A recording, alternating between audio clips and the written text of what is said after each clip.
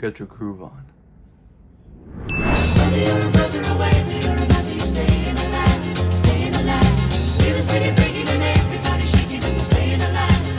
Help me!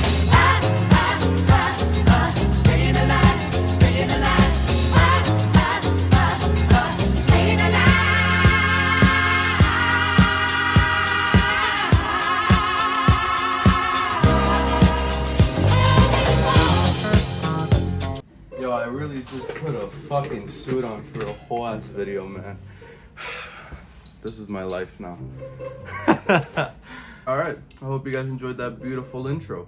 Almost fell off my bed doing it. I'm sure Uno enjoyed it.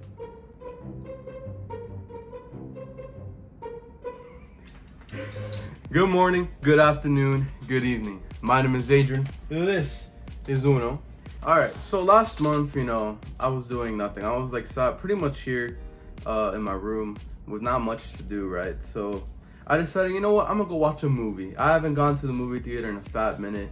Let's go watch a movie, right? So I go online, I go on Fandango to check what movies were available at the time, right? And I saw that this movie Bullet Train was out.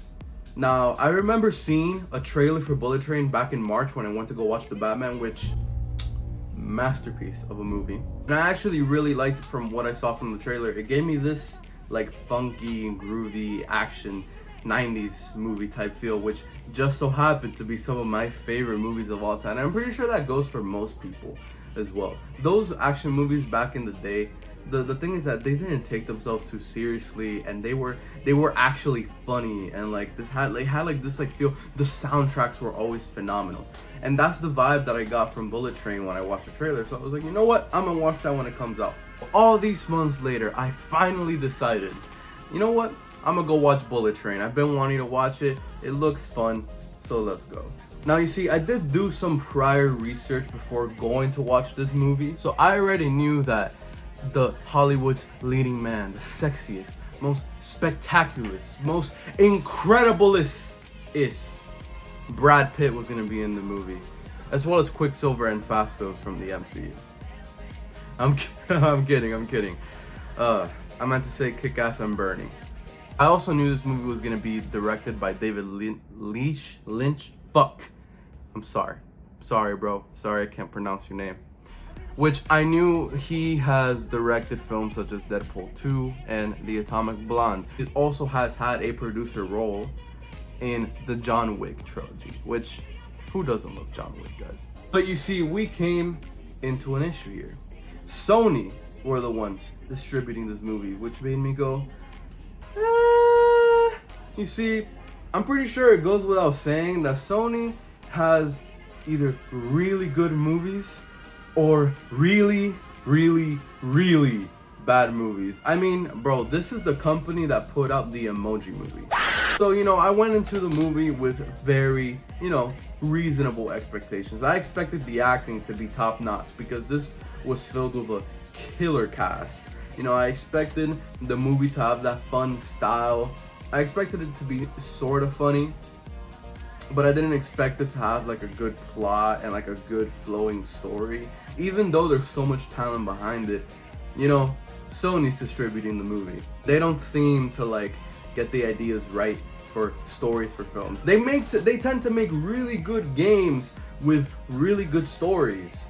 I just don't know why they can't translate that to films. Also, going into this movie, I had no idea that it was being adapted from a novel, which honestly I should have expected because that's how most movies nowadays tend to come about.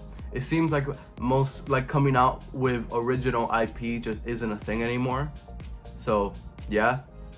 But when I tell you that this movie blew past all of my expectations, and I mean sped through all of my expectations, get it?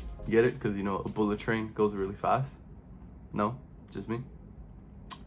This movie actually tends to get a lot of things right. Now, I promise I'm not gonna be doing any spoilers, none of that. Like, trust me, this is just a spoiler-free review. I'm just gonna talk lightly about everything in the movie because I truly do not want to take away the experience of witnessing this movie firsthand.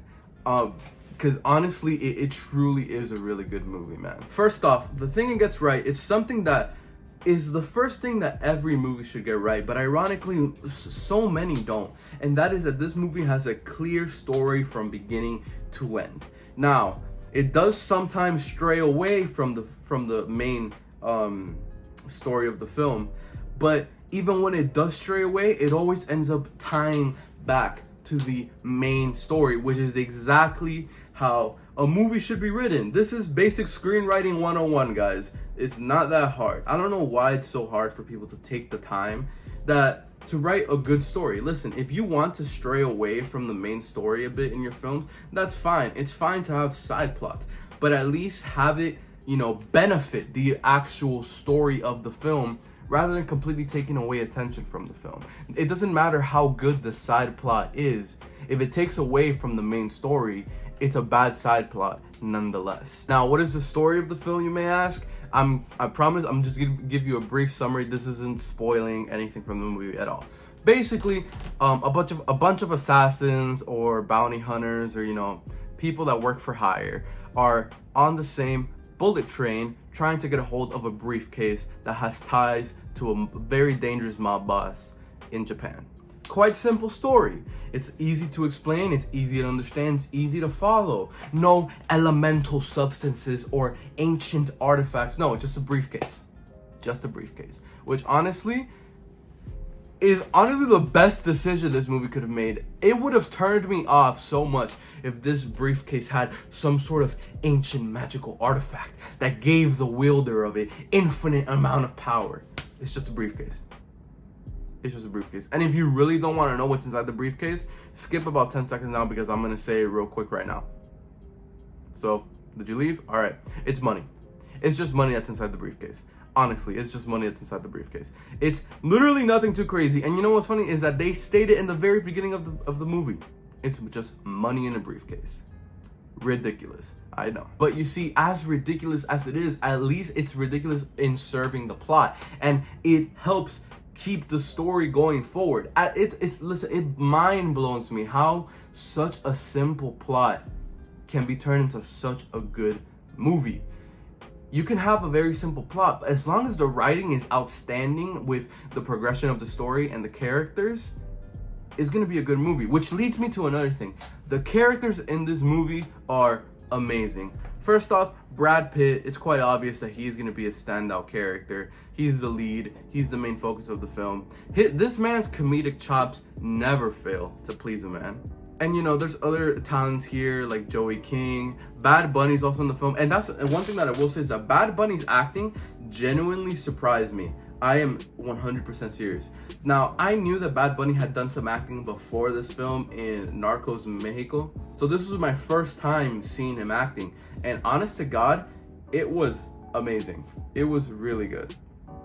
And oh my God, this guy's theme song, bro. Holy...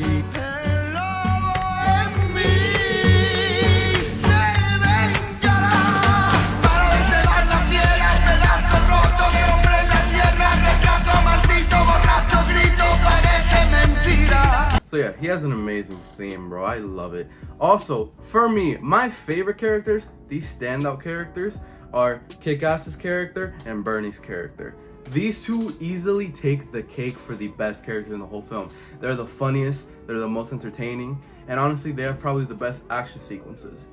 I would not mind seeing a spin-off movie of these two because they were honestly so entertaining. And and that's something too that I want to say about this movie, bro. Its style is ridiculous. It's ridiculously stylish, but it's in a way where it's unique, but it's also that love letter to the 90s movies that had a similar style with their soundtrack and the way that the movies played out with their action and the comedy and the plots. Each character in this film has amazing chemistry, even when they're randomly matched. There's a lot of times where characters interact with a lot of other different characters in the film, and it works amazing. For example, Brad Pitt and Kick-Ass, they have a character later, both their characters interact later in the film, and honestly, probably was one of the best parts of the film, honestly. Throughout the entire movie, and this is, no, because they show this in the trailers, but again, if you don't want to know this, skip like another 10 seconds. Basically, Kick-Ass and Bernie's characters are tied together for the entire movie, right? That's basic.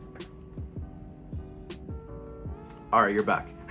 Anyway, so yeah, so basically, Kick-Ass and Brad Pitt at some point do interact in the movie. I'm not gonna say what happens, but bro, again, like I said, that part is one of the best parts of the entire film.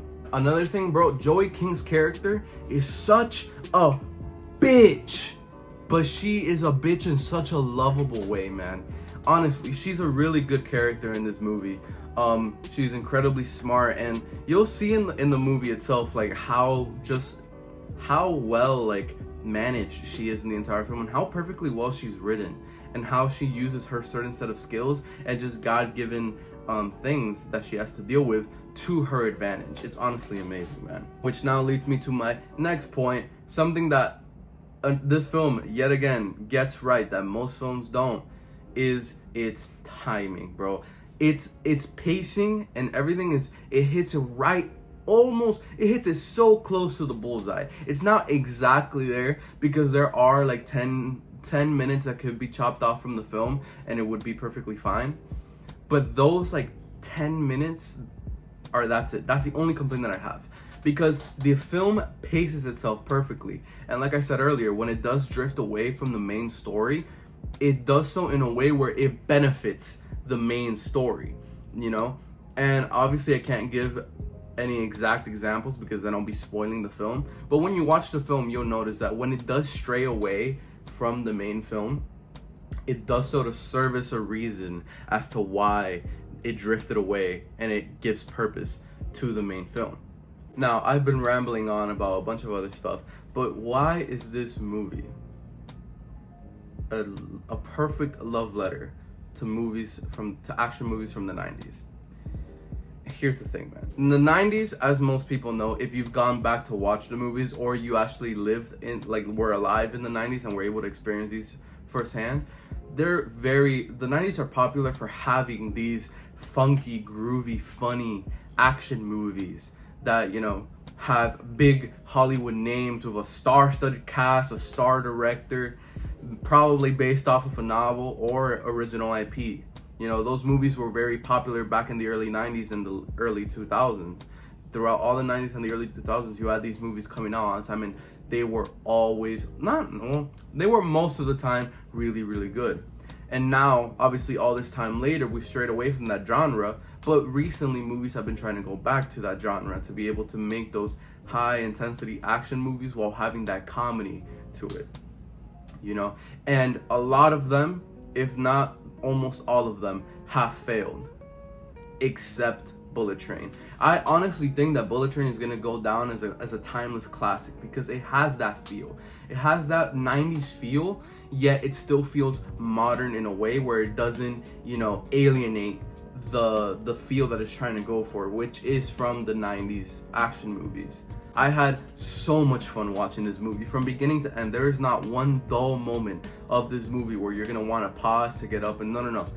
I literally was pissing myself within the first hour of the movie, but I stayed there for the rest of the time because it, honest to God, was just that good, and it was worth probably pissing my underwear to be able to finish the rest of this movie, because it honestly is that good. And that's why I think it executes all of the things they wanted to execute perfectly, because it took its time. It took its time to make a good story, to make good characters, to have everything be a tight net, and at the end of the day benefit every single aspect of the film. Not to mention that, you know, the star cast obviously served to the film, as well as the director for the film.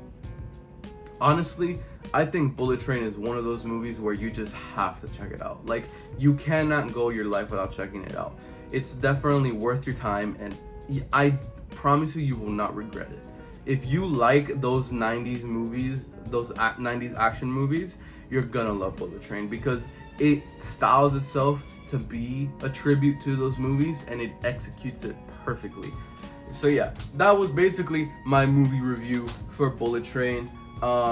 And my final rating for this film is a 9.1. I honestly think this movie truly is going to go down as one of those timeless classics that I'm definitely gonna be showing my kids this movie when I'm older, and I think most people will too. So with all that, thank you for watching the video. Make sure to like, comment, and subscribe. If you have other movies you want me to review, let me know in the description down below. I'll probably check them out and make a video on it. So yeah, without further ado, Twisms.